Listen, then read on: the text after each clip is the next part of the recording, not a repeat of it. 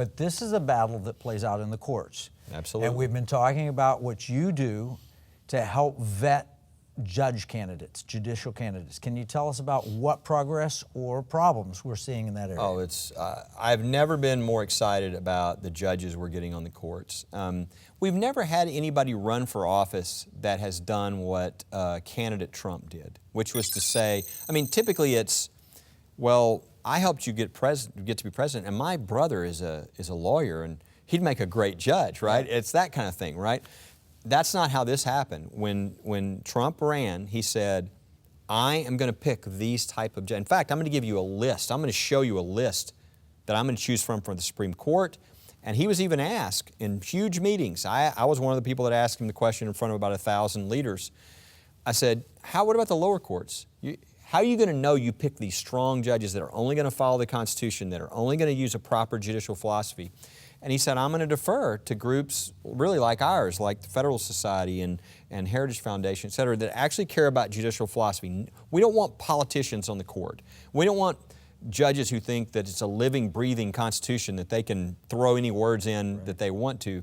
We want ones that believe in originalism, that say, you know what, no matter what I think, it's what the words say. What is the original meaning here? What does this statute say? What does the Constitution say? And I mean, we are getting the most incredible nominations of judges I have ever seen. Gorsuch, if people looked at Kavanaugh, I mean, for instance, from a religious freedom guy, Kavanaugh donated time with me on a religious liberty case 20 years ago. He's been committed to religious freedom his whole life.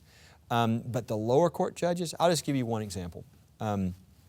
Top of his class from law school, then goes to work for one of the biggest law firms in the country.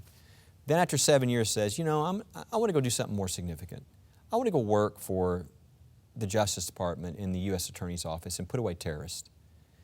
And so he was so good, he won an award, a national award for putting away terrorists. And then Holder comes in as a new Attorney General and pulls him off of some of his work on terrorism to work on LGBT issues. And he's like, that's not why I came here. That's not what I wanted. Right. Yeah. So I'm just going to leave. So he left. Where did he go?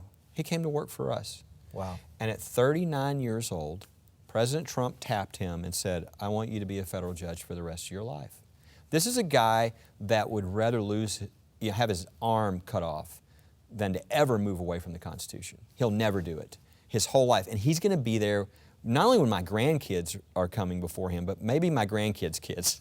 So that is setting the courts for the future and making sure that the Constitution is followed.